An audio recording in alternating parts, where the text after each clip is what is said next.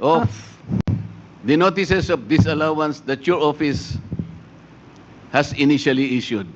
Mr. Chair, I cannot give you a ballpark figure now since hindi naman po ako involved sa entire ICFAO. So, Wala po bang isa sa inyo na nakaupo ngayon sa aming harapan ang makapagbibigay man lang ng estimated number? Napakarami po ng mayor, napakarami po ng gobernador. precisely, sir, kaya sa ibang division, wala po akong... Pwede ba natin sabing 100 or 500 notices of disallowance? I cannot say po, Mr. Chair. How can you help us? We are supposed to be doing this in aid of legislation. Kaya namin kayo pinatawag para tulungan nyo kami. Mr. Chair, Ang sabi po ng jurisprudence, which was quoted by no less than the former Chief Justice of the Supreme Court, Reynato Puno, quoting various jurisprudence. Kasama na po yung Arnold versus Nazareno. There should be a legislative purpose. That's number one requirement. The number two requirement, there should be pertinency in relation to those legislative purpose. Kaya po Congressman Marcoleta, tinatanong you ko, have 1 minute.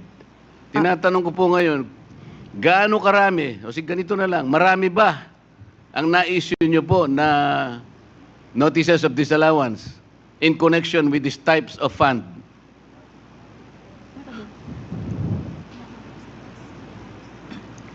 Sir, I really cannot give an exact number Hindi nga, sabihin mo today. lang, marami.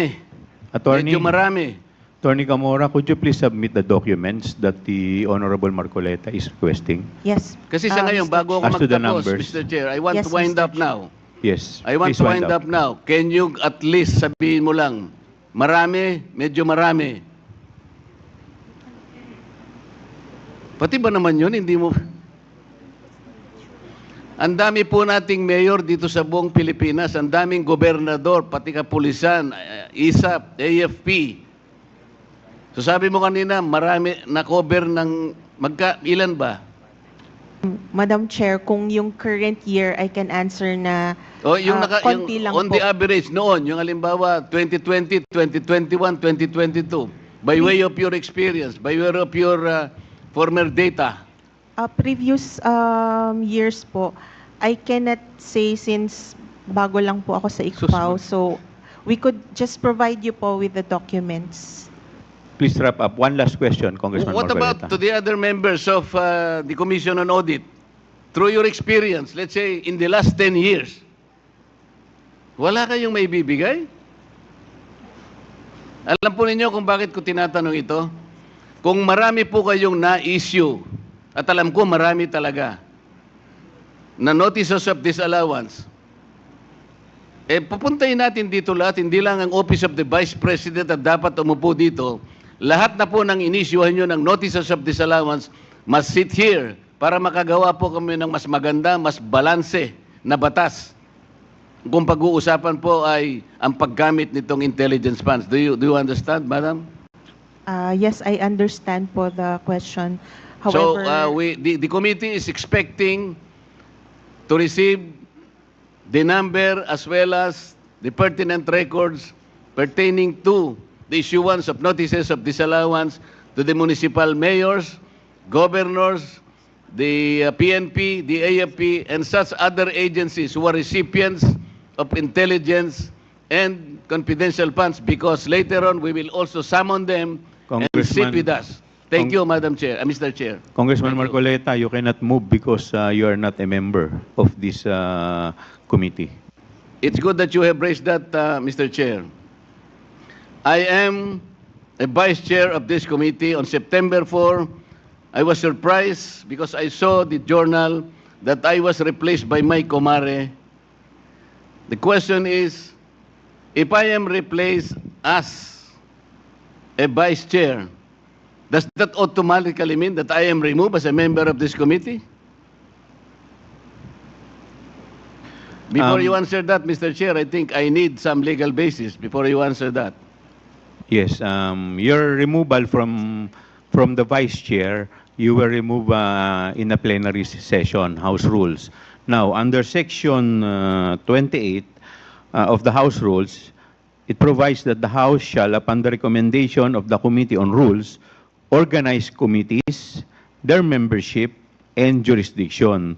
Therefore, your removal as Vice Chair and member of the House was a plenary action, and therefore, it should be the plenary who should include you as member or as Vice Chair.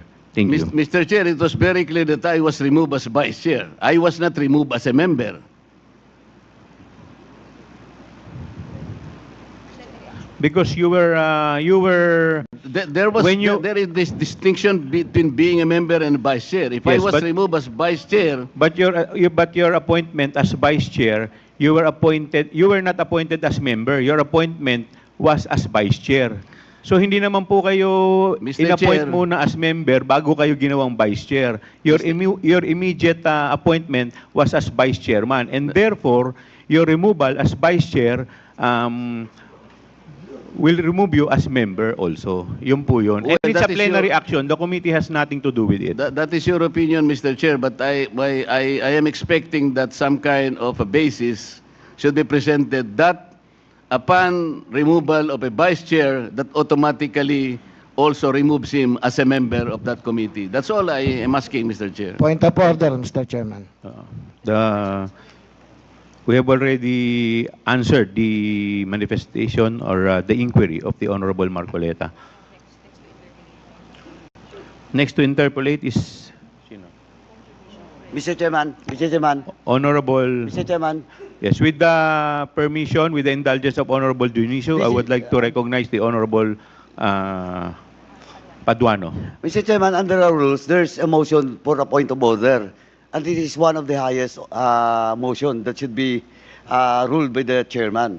So, Mr. Chairman, just a parliamentary procedure. The chairman should recognize the person that moves for a point of order, because that is one of the highest motion that should be recognized by the chairman. Thank you, Mr. Chairman. Noted. Honorable Mr. Chair, Honorable Vice Chairman Abante. with the indulgence of Congressman Junicio, may I be recognized? Mr. Chairman, Yes, with the just a point of inquiry. There's a motion for a point of order, and I have stated that is the one of the highest, well, in fact, second highest motion. So the chairman should rule on that point of order that was raised by, I think it's Congressman Valeriano. My point of order is that the chairman already ruled na he was removed as vice chairman of the Committee on Good Government and Public Accountabilities. That's It all, was Mr. already Chairman. answered. It was already ruled, Your Honor. Thank you, Mr. Chairman. Thank you po.